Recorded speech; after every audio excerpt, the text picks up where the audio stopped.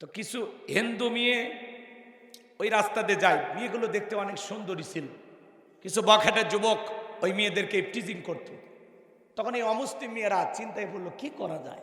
এই বখাটেরা প্রতিদিন মন্তব্য করে, মাল গেল রে, জিনিস গেল রে, নানান কথা বলে। তো এই বোনগুলো এই সহ্য করতে না পেরে অমুসলিম বোনেরা বোরকা বানাচ্ছে।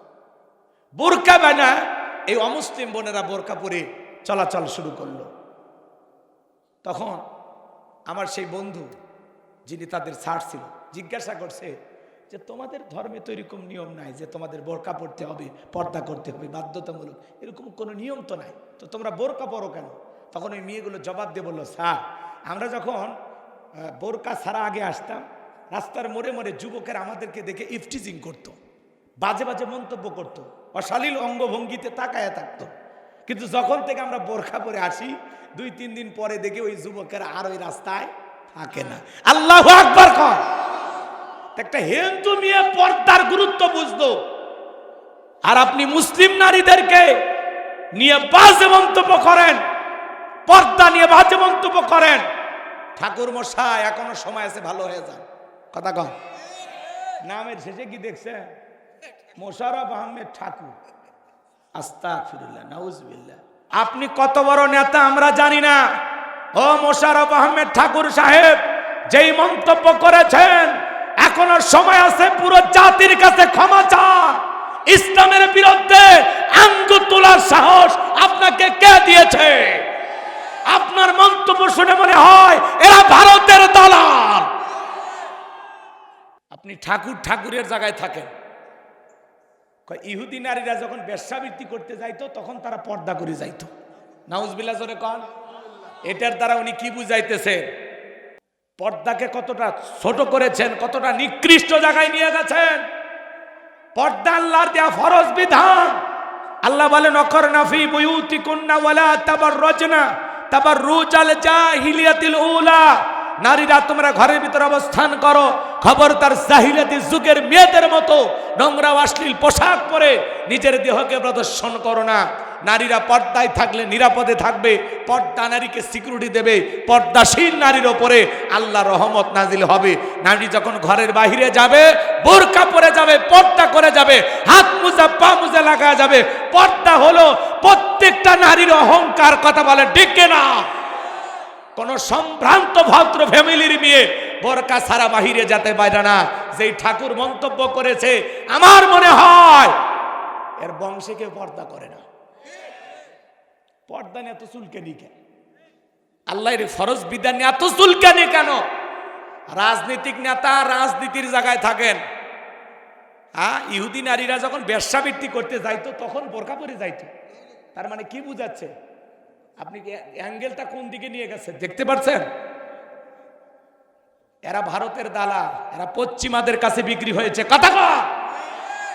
আজকে এই দাড়ি ছাড়া মোশাররফ হোসেনের ঠাকুর, ঠাকুর বিএনপির এক নেতা, কথা কয়, পর্দা নিয়ে মন্তব্য করেছেন, শুনছেন না? পুরো সোশ্যাল মিডিয়া ভাইরাল হয়ে গেছে। আচ্ছা বলেন তো, পর্দার ফতুয়া কে দেবে? মুফতি সাহেব দেবে না ঠাকুর দিবে?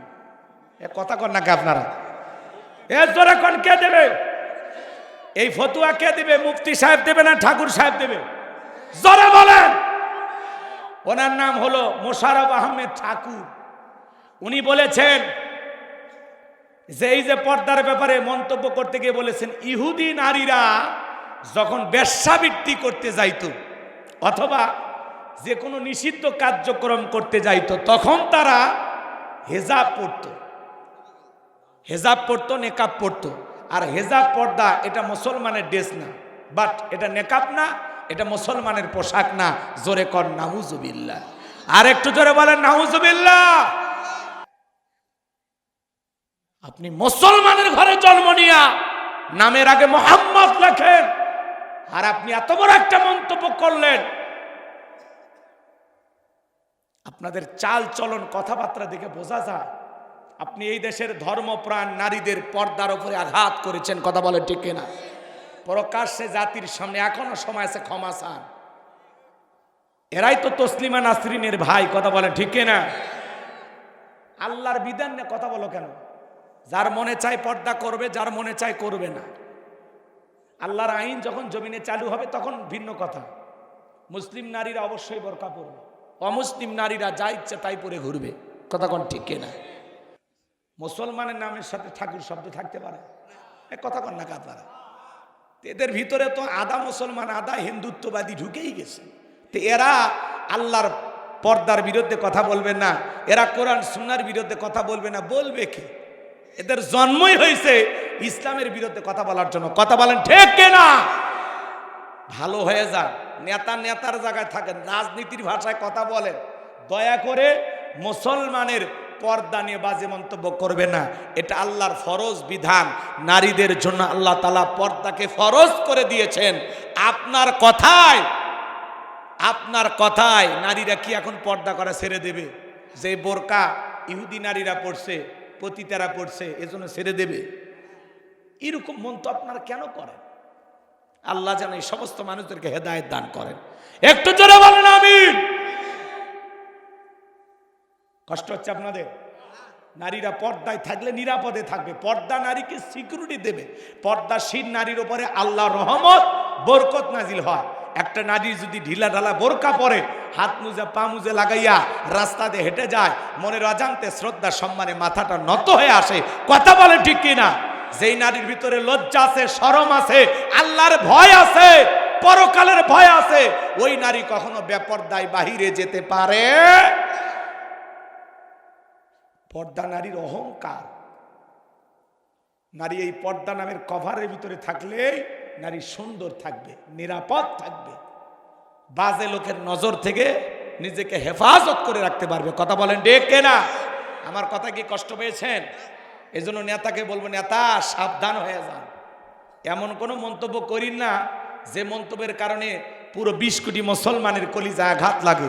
এমন কোনো মন্তব্য করবেন না যেই মন্তব্যের কারণে এই দেশের পর্দাশীল মা বোনদের ইজ্জতের আঘাত লাগে। কথা বলেন ঠিক কিনা? তাদের স্বাধীনতার উপরে হস্তক্ষেপ করবেন না। নারীরা পর্দা করে, পর্দা করতে দেন। নারীর পর্দা নিয়ে বাজে অশালীল মন্তব্য করবেন না। এই কুরুচিপূর্ণ মন্তব্য আপনি কেমনে করবেন? 95% মুসলমানের দেশে কোন নেতা এই মন্তব্য করতে পারে? এটাকে মানা যায়? কষ্ট পাচ্ছেন আপনারা? আমার ভাইয়েরা, যে কথা বলতে চাচ্ছিলাম, বাজার হাউজে কাউসারের পানি পান করতে গেলে কাজ করতে হবে 2টি। জোরে বলেন কয়টি? 2টা আঙ্গুল তুলে বলেন তো কয়টি? 2টি। আরো জোরে, জোরে হলো না। আল্লাহ রাব্বুল আলামিন সেইটা 2 নাম্বার আয়াতে জানিয়ে দিলেন। জবান ছেড়ে সবাই বলুন, ফাসল্লিলি রাব্বিকা ওয়ানহার। বলেন ফাসল্লিলি রাব্বিকা ওয়ানহার। 1 নাম্বার হলো ফাসল্লিলি রাব্বিকা, রবির উদ্দেশ্যে সালাত, নামাজ হবে একমাত্র কার জন্য? আরেকটু জোরে বলেন, কার জন্য? কুলিন্না সালাতি ওয়া নুসুকি ওয়া মাহইয়ায়া ওয়া মামাতি লিল্লাহি রাব্বিল আলামিন। আরেকটু জোরে বলেন না আল্লাহু আকবার। সূরা আনআম আয়াত নাম্বার 162। আল্লাহ রাব্বুল আলামিন জানায় দিলেন, নবীজি আপনি বলুন, আমার নামাজ, আমার কোরবানি, আমার জীবন, আমার মরণ লিল্লাহি রাব্বিল আলামিন, আসমান জমিনের প্রতিপালকের জন্য। মুমিন জীবনের সব ইবাদত হবে একমাত্র কার জন্য? আমার জীবন, আমার মরণ, আমার বন্দেগি কবুল কর ইয়া ইলাহি, আমার বন্দেগি, আমার জীবন, আমার মরণ, আমার বন্দেগি। জোরে কোন মারহাবা। ফাসল্লিলি রাব্বিকা, রবির উদ্দেশ্যে সালাত, নামাজ হবে একমাত্র আল্লাহকে রাজি খুশি করার জন্য। এই পোলা মানে কি নামাজের কথা শুনে দৌড়ে ওকে আমি বলছি না 12টার পরে ওটা ওটা করবা কয়েকটা মিনিট বাবা, আমরা এখনই দোয়ার দিকে চলে যাবো ইনশাআল্লাহ। কষ্ট হচ্ছে আপনাদের? এই তো আয়াতগুলো শেষ হচ্ছে, খারাপ লাগে, খারাপ লাগে। নামাজ এই এলাকার মানুষের নামাজ দরকার আছে না? না। আজকে মসজিদগুলো সুন্দর কিন্তু নামাজই নাই। কথা কেন? আগে মসজিদ ছিল কাঁচা, মুসলমানদের ঈমান ছিল পাকা। বর্তমানে মসজিদ হয়ে যাচ্ছে পাকা, মুসলমানদের ঈমান হয়ে যাচ্ছে কাঁচা আর ফাঁকা। কথা কন? বাংলাদেশে জুমার নামাজের জন্য মসজিদ ভাঙে 2 তলা 3 তলা করা হয়, ফজরের নামাজের সময় এক কাতার মুসল্লিও পাওয়া যায় না। এমনও মসজিদ আছে মুয়াজ্জিন একাই আজান দিয়ে একাই নামাজ পড়ে, এক দুলে ভাইও মসজিদে আসে না। কথা বলে ঠিক কিনা? মসজিদের গেটে লিখে রাখছে আত্তাকওয়া জামি মসজিদ। কথা কয় না? শুধু মসজিদের গেটে আত্তাকওয়া লিখে রাখলে হবে না, ওখানে যারা নামাজ আদায় করবে তাদের অন্তরে তাকওয়া থাকা দরকার আছে না নাই? প্রত্যেকটা মুসলমানের অন্তরে তাকওয়ার আয়না বসানো দরকার আছে না না? তাকওয়া মানে কার ভয়? যার আল্লাহর ভয় আছে সে আজান শুনে বসে থাকতে পারে? যারা বলেন হে যুবক, দুনিয়া কয়দিনের? কত যুবক ঘুমাইয়া গেল আর ঘুম থেকে জাগলো না। হ্যাঁ, কখন হঠাৎ করে যেতে হবে ওই মসজিদের খাটিয়াটা যখন তখন চলে আসতে পারে। কথা বলে ঠিক না? আসবে মরণ কখনো কোথায় কারো জানা নাই, আসবে মরণ কখনো কোথায় কারো জানা নাই। তোমার জানাজার নামাজের আগে নামাজ পড়ো ভাই, তোমার জানাজার নামাজের আগে নামাজ পড়ো ভাই। জোরে কোন মারহাবা। আপনার জীবনের শেষ জানাজার নামাজ পড়ার আগেই কি হন? নামাজি হন। নামাজ পড়ার দরকার আছে না না? তাহলে ফাসল্লি লিরাব্বিকা, রবের উদ্দেশ্যে সালাত, আল্লাহকে খুশি করার মতো নামাজ। আমার আল্লাহ রাব্বুল আলামিন বলেন ফালিয়াবুদু রাব্ব হাযাল বাইত আল্লাযী আত'আমাহুম মিন জু' ওয়া আমানাহুম মিন খাউফ। আমার আল্লাহ রাব্বুল আলামিন বলেন এই ঘরের মালিকের ইবাদত করো। ইবাদত যদি ইবাদতের মতো হয়, বান্দা 5 ওয়াক্ত সালাতে মাথা নত করে আমি আল্লাহকে যদি সিজদা দিতে পারো, তোমার নামাজ যদি নামাজের মতো হয়, আমি আল্লাহ রাব্বুল আলামিন 2টা জিনিস তোমাদেরকে দেব। 1 নাম্বার হলো রিজিকের টেনশন করা লাগবে না, আমি আল্লাহ রিজিকের ব্যবস্থা করব।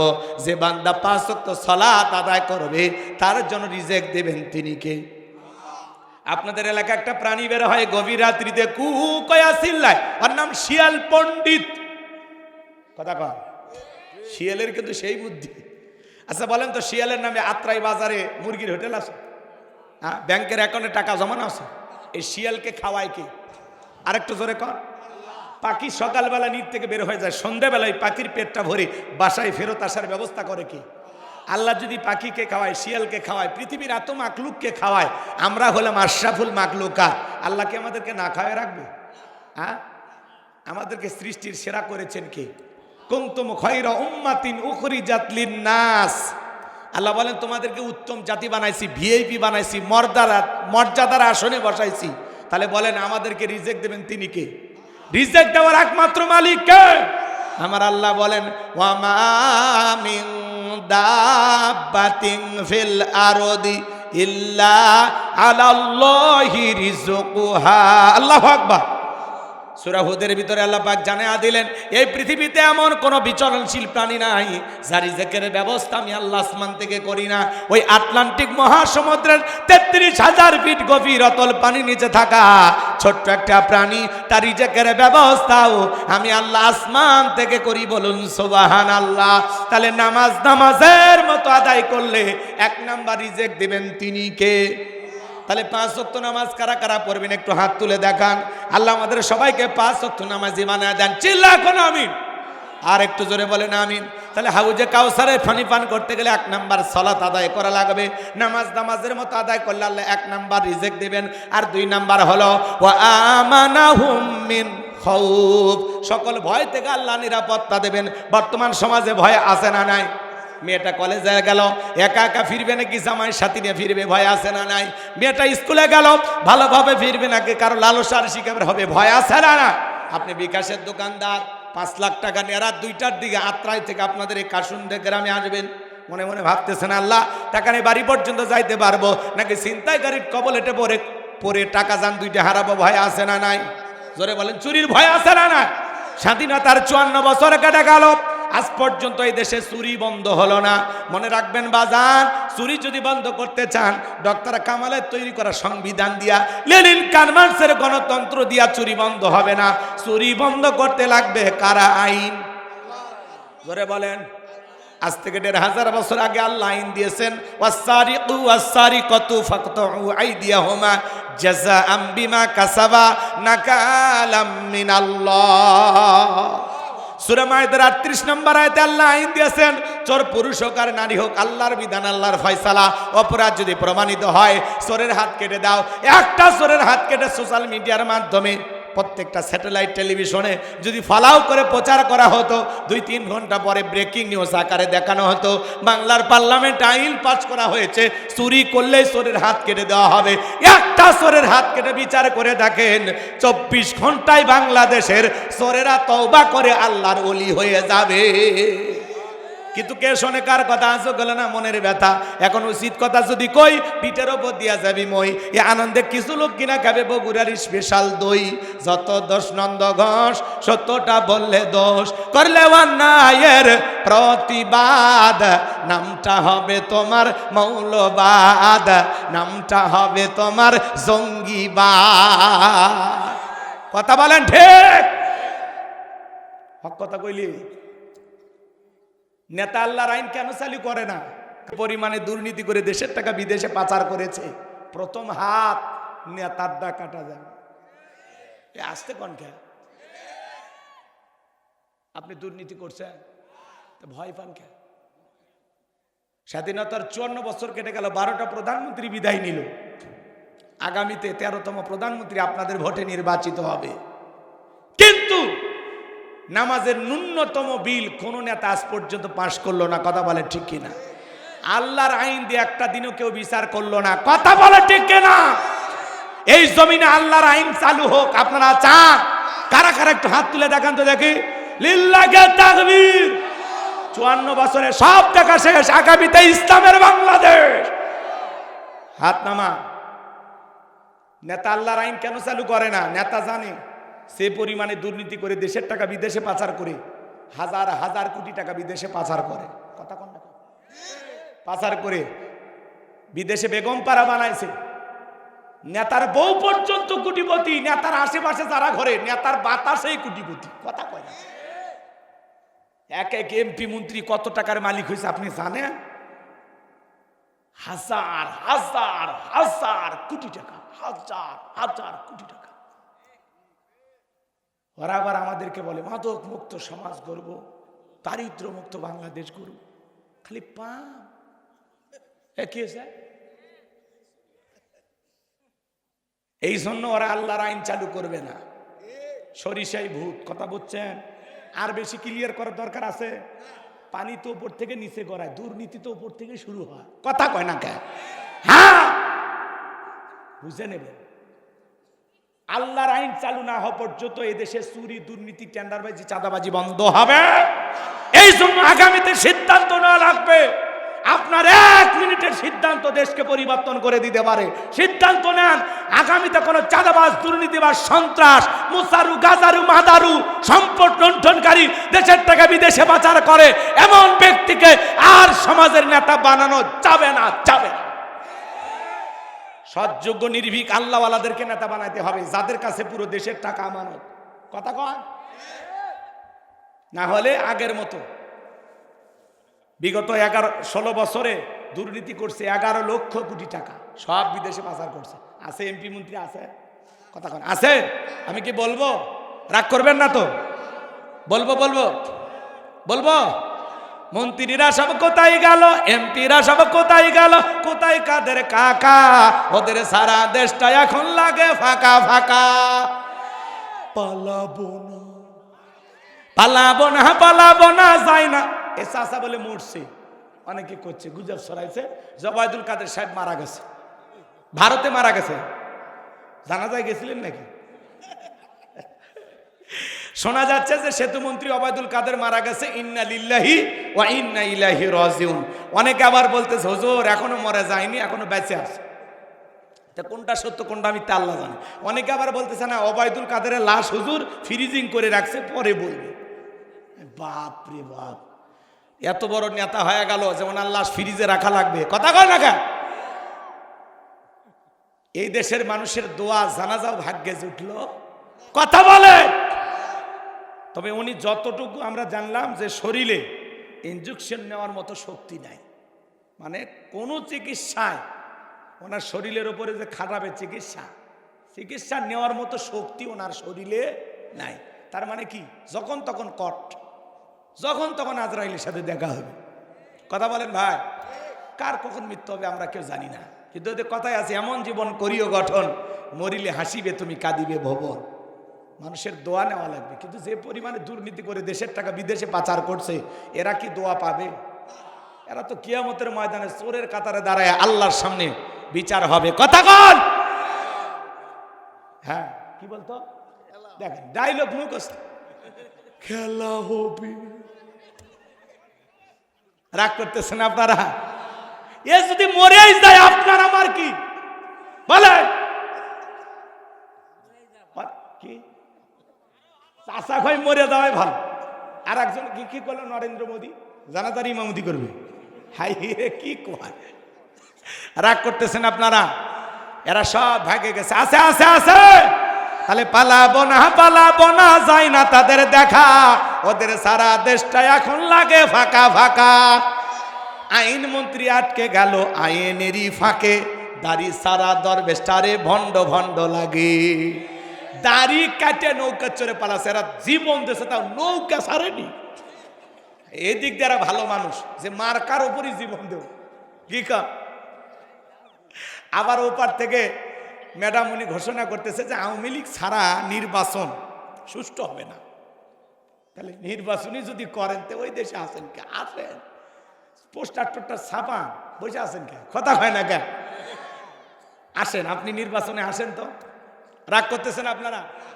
হ্যাঁ, বলতেছে আওয়ামী লীগ যদি নির্বাচনে না দাঁড়ায় মানুষ ভোট কেন্দ্রে যাবি না। আরে ভাই, আগেও যায়নি, এখনো যদি না যাওয়া লাগে সমস্যা কি? আসুক তো কেউ একজন। কথা কন। আর আপনি সাহস থাকলে আপনি আসেন তো, আপনাকে আমরা মিস করতেছি। কথা কয় না কেন? কেন? এই দেশের এই বর্তমানে এখন একটা সংকট, এই যে এলপি গ্যাস। কথা কয় না কেন? কিছু মজুদদার কালোবাজার ব্যবসায়ী সিন্ডিকেটের মাধ্যমে দাম বাড়াইতেছে। কথা কয় ঠিক কিনা? ম্যাডাম যদি থাকতো তাহলে এই যে এলপিজি গ্যাস এর যে সংকট দেখা দিচ্ছে, যেটাতে রান্নার গ্যাস, মা বোনেরা সিলিন্ডার ভরে ভরে রান্না করেন না, আমার বউ রান্না করে, আপনার বউ করে না। তো এই যে সংকট দেখা দিছে, উনি গোস্তের বিকল্প কাঁঠাল খাইতে বলতো, বেগুনের পরিবর্তন কি খাইতে বলতো, শুনছেন তো আপনারা? কথা কন না কাবে? এখন এই যে গ্যাসের সংকট, উনি থাকলে একটা উপায় বের করে দিত, যে আকাশের রোদ যখন উঠবে রোদের তাপ ধরে রাখবে, পরে ওই গরম দিয়ে রান্না করার চেষ্টা করবে, নাকি কন? উনি থাকলে একটা কিছু বলতো, কিন্তু উনি না। আমরা খুব মিস করতেছি যে দেশের বড় কোনো বিপদ হলে কে পারবে এরকম বিজ্ঞানী প্রযুক্তির যুগে একটা সমাধান দিতে? রাগ করতেছেন নাকি আপনারা? রাগ করতেছেন? তাহলে দাড়ি সারা দরবেশটারে ভণ্ড ভণ্ড লাগে। শুনেছি ভাই কত নেতা নেত্রী খাইতেছে ভাই ডান্ডা, বিচারপতি কালামানিকের ফাটিয়েছে নাকি আন্ডা। এই বিচারপতি মানিক আল্লামা সাইদি হুজুরকে মৃত্যুদণ্ডের রায় দিয়েছিল। আমরা বলতে চাই ওই ট্রাইব্যুনালে বিচারপতি মানিককেও মৃত্যুদণ্ডের রায় দিতে হবে। পলকের ঝলক গেল, পলকের ঝলক গেল, থামিয়ে নেটের চাকা, ওদের সারা দেশটা এখন লাগে ফাঁকা ফাঁকা। কোথায় গেল সংসদেতে মমতাজের গান, কোথায় গেল হজরত বলা স্বামী ওসমান। 70 টাকা তাহাজ্জুদ পড়তো, মাঝে মাঝে বিড়িও খাইতো। এরকম লোক ছিল না? ওনারা আসলে আল্লাহওয়ালা ছিল তো, নামাজ ইবাদত জিকির তসবিহ। নির্বাচন আগে মাথায় পড়তি, কে আর পড়বে? নাই তো। রাগ করতেছেন নাকি আপনারা? আমার ভাইয়েরা রাগ করবেন না বাজান। এই জন্য যারা দুর্নীতি করবে, দেশের টাকা বিদেশে পাচার করবে, দুনিয়ার আদালতে বিচার না হলে কিয়ামতের ময়দানে আল্লাহর আদালতে একদিন বিচার হবে। কষ্ট পাইতেছেন নাকি? তাহলে বলেন না বাজান, নামাজ নামাজের মতো আদায় করলে রিজেক্ট দেবেন কে? নিরাপত্তা দেবেন কে? এই জন্য আল্লাহ রাব্বুল আলামিন বলেন, ফাসল্লি লিরাব্বিকা ওয়ানহার, রবের উদ্দেশ্যে সালাত আদায় করো। এক নাম্বার, রবের উদ্দেশ্যে সালাত আদায় করা লাগবে। আর 2 নাম্বার হলো অনহার। অনহার মানে কোরবানি করা, নিজের আমিত্বকে কোরবানি করা, অহংকারকে কোরবানি করা, নিজের ভিতরে থাকা পশুসুলভ আচরণকে কোরবানি করা, জানমাল সময় অর্থকে কোরবানি করা। কোরবানি করা মানে খালি গরু ছাগল জবাই করা না। কথা আমাদের সমাজে আপনারা রাগ করতেছেন ভাই, কি রাগ করতেছেন নাকি? কুরবানির ওয়াজ আমি করব না, আপনাদের ইমাম সাহেব করবে। তবে খেয়াল রাখবেন, আমাদের সমাজে দেখবেন কুরবানি 7 জন ভাগে দেয়, 4 জন দড়ি ধরে টানে, পিছন থেকে 3 জন ঠেলে। এমন দুর্বল গরু, যেই গরুর উপরে বয়স্ক ভাতা ওয়াজিব, এমন গরু জবাই করলে কিন্তু কুরবানি হবে না। আল্লাহ বলেন তাসরুন নাদিরিন, চমৎকার হুষ্টপুষ্ট দেখতে সুন্দর একটা গাভী গরু জবাই করো। আর আমরা কি করি, এমন গরু দুর্বল, কুরবানির স্থান পর্যন্ত হেঁটে যাওয়ার শক্তি নেই, কোলে করে নিয়ে গেছে। ইমাম সাহেব কাছে, চাচা এই গরু যখন তখন মরবি, জবাই করে না। হুজুর ওপরে হাত দেখা গেলে ভিতরে গোস্ত সেট করা আছে। এমন দুর্বল গরু জবাই করবেন, গোস্ত টান দেবেন, এর থেকে আত্রায় যাবি, ছাড়িয়ে দেবেন, আবার কাশুন দিয়ে আসবে। কথা কর না কা, এটা খাওয়ার কোনো উপায় নাই। চাপিয়া খাবেন কেমনে, গিলে খাওয়ালে গিলে। এই জন্য কুরবানি দেওয়ার সময় 3টা জিনিস খেয়াল রাখবেন। আমার দিকে তাকান, কয়টা? ওয়াস্ত কুরবানি নিয়ে অনেক করা যায়, কিন্তু সময় নাই। 1 নাম্বার হলো নিয়ত সহি, কুরবানি আল্লাহর জন্য। কার জন্য?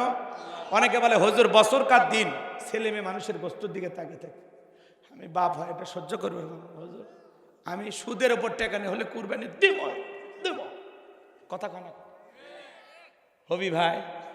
হ্যাঁ, কই নতুন মেয়ের বিয়ে দিলাম, জামাই বাড়িতে গোস্ত না পাঠালে মান সম্মান থাকবি না হুজুর, আমার মেয়ের বিয়েটা ভেঙেও যেতে পারে, অতএব কিস্তি তুলে হলেও কুরবানি দেব।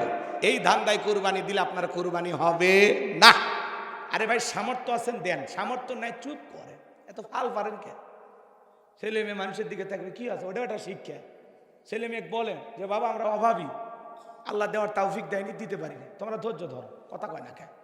আর যারা দিয়েছেন তারা শোনেন, ভালো করে বোঝেন। কুরবানি করা মানে কি? খাওয়া। হ্যাঁ, কুরবানি করা মানে কি? স্যাক্রিফাইস করা, ত্যাগ করা, বিলিয়ে দেয়া, বন্টন করা। ভোগের নাম কুরবানি নয়, ত্যাগের নাম কুরবানি। নিজে না খাইয়া অন্যের মুখে হাসি ফোটানোর নাম কুরবানি। কথা কন, নিজে তো গরু জবাই করিয়া দুপুরে খাওয়া দাওয়া করিয়া আত্রায় বাজারে যায়া দাঁত খিলেল করতেছেন, আর করছেন এই একটা ঠান্ডা আরসি দে তো। আর আপনার প্রতিবেশী আদা রসুন মশলা বাইটা বাচ্চা কাচ্চা নিয়ে অপেক্ষায় বসে আছে। বাচ্চারা বলে মা কই রান্না তো উঠাও না, রান্না করো। বাবা একটু অপেক্ষা কর, ওই যে প্রতিবেশী কুরবানি দিছে, কিছুক্ষণ পরে গোস্ত দিয়ে যাবে, তোদেরকে দিয়ে গেলে রান্না করে খাওয়াবো। আপনার প্রতিবেশী আদা রসুন মশলা বাটাইয়া অপেক্ষায় বসে আছে, 2-4 টুকরা কেউ দিলে বাচ্চাদেরকে রান্না করে খাওয়াবে। আপনি তাদেরকে না দিয়া ফ্রিজ ভইরা নিজে খাইয়া আপনি আত্রাই বাজারে যা দাঁত খিলল করে ফাজলামি করেন না। কুরবানি দেওয়া মানে কি? ত্যাগ করা, নিজে না খায় অন্যের মুখে খাবার তুলে দেওয়া লাগবে। কুরবানির ঈদে গোস্ত বন্টন করার মধ্যে সবচাইতে বেশি ভালো লাগা, আনন্দ, তৃপ্তি। কথা কয় না কেন?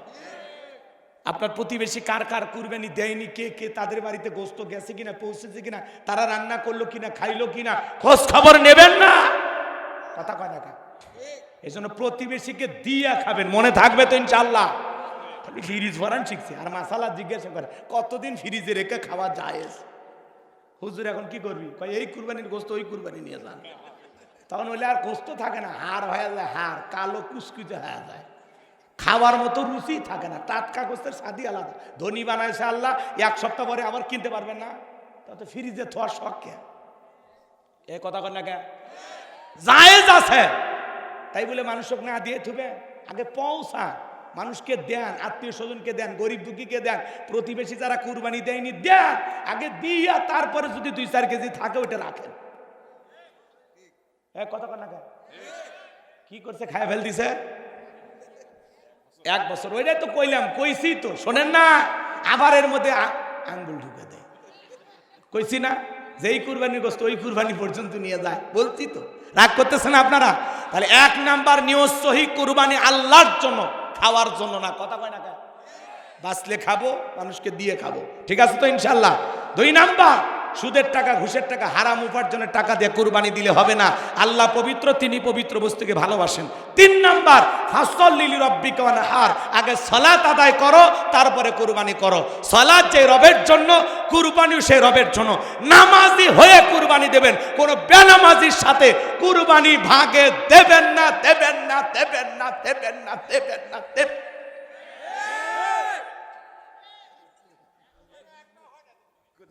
হবি না তো, ওটা পিকনিক খাওয়া হচ্ছে, কেবল বুঝলেন হবি না। বেনামাজির সাথে ভাগে কুরবানি দেবেন না। আপনি একাই শোনেন, কুরবানি দেবেন। আমি কি করছি 3টা পয়েন্ট খেয়াল করা লাগবে। কথা কি বানায় বলতেছি? কথা কয় না কে? এখন আপনার ভালো না লাগলে এই ওয়াজ করে আমার ইমামতি চলে গেছে। আপনি জানেন যে জুমাই বলছি যে ভাই বেনামাজির সাথে ভাগে এই বছরে কুরবানি দেবেন না, ভালো করে বুঝাইছি যে আল্লাহ বলেছেন ফাসল্লি লিরাব্বিকা ওয়ানহার, আগে সালাত আদায় করো তারপরে কুরবানি করো। কুলিন্না সলাতি ওয়া নুসুকি ওয়া মাহইয়ায়া ওয়া মামাতি লিল্লাহি রাব্বিল আলামিন। নবীজি আপনি বলুন, আমার নামাজ আমার কুরবানি। নামাজ কুরবানি এক জায়গায় আছে না নাই? কথা কন না আপনারা? আপনি নামাজি হয়ে তারপরে কুরবানি দিবেন। যাকাতের জন্য 1 বছর শর্ত, কুরবানির জন্য কি 1 বছর শর্ত? অন্তত 2-1 মাস আগে থেকে শুরু করেন। কথা কয় না কে? অন্তত চাঁদ উঠছে তাও নামাজ পড়া শুরু করেন। কথা কন না কে? আপনি কুরবানির দিনে ফজরের নামাজ নাই, ঈদের নামাজ নাই, আপনি গোসল করে নতুন লুঙ্গি পরে গেঞ্জি পরে লেখা রাখছেন একদিনের কথা, আল্লাহর সাথে তামাশা করে। ফজর নাই, ঈদের নামাজ নাই, গরুর দড়ি ধরে বসে আছে। কথা কন না কে? খবরদার কোনো বেনামাজির সাথে, কোনো ঘুষখোরের সাথে, কোনো সুদখোরের সাথে, হারামখোরের সাথে কুরবানি দিতে যাবেন না। কথা ক্লিয়ার? শোনেন, কুরবানি দিতে গেলে খেয়াল করা লাগবে, নিয়ত সহি, টাকা হালাল, নামাজি হয়ে কুরবানি দেবেন। আপনি যদি একটা ভেড়াও দেন, একটা ছাগলও দেন, নিয়ত সহি, 20,000 টাকাতে ছাগল দিয়েছেন, আপনার নিয়ত সহি, টাকা হালাল, আপনি নামাজি, আপনার এই ছাগলের রক্ত জমিনে পড়ার আগে আরশের মালিক আল্লাহর কাছে কবুল হয়ে যাবেন। এই জন্য আল্লাহ বলেন ওয়ালাকি ইয়ানালুহু তাকওয়া মিনকুম। আল্লাহ বলে বান্দা কয় লাখ টাকার গরু দিলি, কত বড় দিলি, ওইটা আমি দেখি না, আমি দেখি তোর অন্তরে তাকওয়া। তোর অন্তর ঠিক, তোর কুরবানি সঠিক। তোর অন্তরে ভেজাল, কুরবানিতেও ভেজাল। অনেক আবার কুরবানি দিয়ে ডিজিটাল মিটারে মাপে। এ ভাই কথা সত্য। মাপার পরে লোকটা কিন্তু এখনো হিসাব ফালাইনি যে কয় টাকা কেজি। শয়তান এসে মিস কল মারছে, মিস কল। আর সেগুলো কেজি তো কয় কেজি হয়েছে দেখলই তো। এটা খালি এখন একটা মোবাইলের একটা ভাগ দিয়ে দেখো যে কেজি প্রতি কত বললো। তখন শয়তানের বুদ্ধি শুনে তখন ওই কেজি প্রতি কত সেটা ফালাইছে। ফালায় দেখে 525 টাকা কেজি। যাক, বাজারের চাইতে তো লাভই হয়েছে। এটা এক ধরনের কষায় কষায়। এ কথা না, কুরবানি দিয়েছেন আল্লাহর জন্য, কয় টাকা কেজি পড়লো এটা দেখার দরকার আছে? তাহলে আপনি দেখেন কেন? হ্যাঁ, ভাগের জন্য হিসাব নিকাশ করে পাল্লায় তুলে এদিক সেদিক করে মানুষের দিতে পারেন, সেটা ভিন্ন কথা। কিন্তু কয় কেজি হচ্ছে খাতায়ও লিখবেন না, কয় কেজি হচ্ছে কখনো হিসাব করে দেখবেন না যে 600 টাকা কেজি পড়লো না 500 পড়লো, আল্লাহর হস্তে দেখবেন না। কথা কি বুঝাইতে পারলাম? নাকি রাগ করছেন? করেন, সমস্যা নেই। তাহলে হাউজে কাউসারে পানি পান করতে গেলে নামাজি হওয়া লাগবে আর আল্লাহর জন্য কুরবানি করলেন। 3 নাম্বার আয়াত, ইন্না শানিয়া কাহুয়াল আবতার। আল্লাহু আকবার। আর একটু জোরে বলেন আল্লাহু আকবার। আমার আল্লাহ ডেকে বলেন, নবী যারা আপনাকে লেসকাটারি বংশ বলে কষ্ট মনের মধ্যে নেবেন না। ওই আবুল আবুদ ভাই সাইবাউদের বংশে বাতি জানার কেউ থাকবে না। নবী গো, আপনার ছেলে সন্তানগুলোকে নিয়ে যেন কষ্ট মনের মধ্যে নেবেন না। এই পৃথিবীর জমিনে আপনাকে মহব্বত করা, আপনাকে ভালোবাসার কোটি কোটি রুহানি সন্তান পাঠাবো যারা আপনার জন্য জীবন দিতে প্রস্তুত থাকবে। আজকে তাম পৃথিবীতে 700 কোটির উপরে মানুষ, এর মধ্যে 200 কোটি মুসলমান। আমরা সবাই নবীজির রুহানি সন্তান। নবীজির অপমানে যদি না কাঁদে তোমার মন, মুসলিম নয় তুমি মুনাফিক, নবীজির দুশমন। আল্লাহু আকবার কোন। ফ্রান্সের জালামিরা কার্টুন প্রদর্শন করেছিল, নাক বেঁকা করে মুখে মুখে কয়েকটা দাড়ি লাগা বলেন ইনি মোহাম্মদ, জোরে কন্যা উজবিল্লাহ। আমার নবী কি দেখতে কার্টুনের মতো? এই পৃথিবীর সবচাইতে সুন্দর মানুষটির নাম মোহাম্মদ রাসূলুল্লাহ সাল্লাল্লাহু আলাইহি সাল্লাম। যে নবীর চরিত্রের সার্টিফিকেট আল্লাহ দিয়ে বলেন ওয়া ইন্নাকা লাআলা খুলুকিন আযীম, নবী গো আপনি হলেন পুত পবিত্র মহান চরিত্রের অধিকারী। আযীম আরবিতে এমন একটি শব্দ যার গভীরতা মাপা যায় না। আল্লাহু আকবার কর। যে নবী 63 বছরের জিন্দেগিতে একটি মিথ্যা কথা বলেননি। আল্লাহু আকবার কর। জীবনে কখনো তুমি মিথ্যে বলনি, তাই তো তোমায় পেতে কাঁদে ধরণী। জীবনে কখনো তুমি মিথ্যে বলনি, তাই তো তোমায় পেতে কাঁদে ধরণী। জোরে কোন মারহাবা। এমন বিশ্ব রেকর্ড পৃথিবীর আর কোন নেতার আছে? আমাদের সমাজের নেতারা মিথ্যা না বললে ওদের রাজনীতি জমে না। কথা কও। আর নবী 63 বছরের জিন্দেগিতে একটি মিথ্যা কথা বলেননি। এই যুবকের দলেরা সেই নবীকে নেতা মানতে রাজি আছো তো ইনশাআল্লাহ? তাহলে আমার নেতা তোমার নেতা। শোনো, সেই নবীকে গালি দিয়েছিল ওলীদ বিন মুগীরা, অকাত্য ভাষায় গালি দেয়। আল্লাহ আয়াত নাজিল করে বলেন উতুল্লিম বাদা যালিকা জানিম। নবী গো, এই ওলীদ বিন মুগীরা হলো পিতৃ পরিচয়হীন জারর সন্তান, এর জন্মের ঠিক নাই, একটা বাস্টার্ড। ওলীদ বিন মুগীরা বলল নবী এত বড় কথা, আমার জন্মের ঠিক না, আপনি থাকেন আমি বাড়িতে যাই। ছেলেটা বৈধ অবৈধ জানে কে? ফ্যাক্টরির মালিক, তার মানে তার মা। এইবার তার মায়ের নাম ছিল ঝর্ণা। যা বলে মা করবি না কোনো তাল বাহানা। নবী মুহাম্মদ সাল্লাল্লাহু আলাইহি সাল্লাম আমাকে বলেছেন উতুল্লিম বাদা যালিকা জানিম, আমি নাকি পিতৃ পরিচয়হীন জারর সন্তান, আমার নাকি জন্মের ঠিক নাই। ওলীদ বিন মুগীরার মা মনে মনে ভাবে এই গোপন তত্ত্ব নবী জানলো কেমনে? নবী তো জানতেন না, নবীকে জানিয়ে দিয়েছেন তিনি কে। এবার ওলীদ বিন মুগীরার মা বলতেছে বাবা আমারও বয়স হয়ে গেছে, এক পা কবরে গেছে, আমি মিথ্যা বলবো না, তবে শোন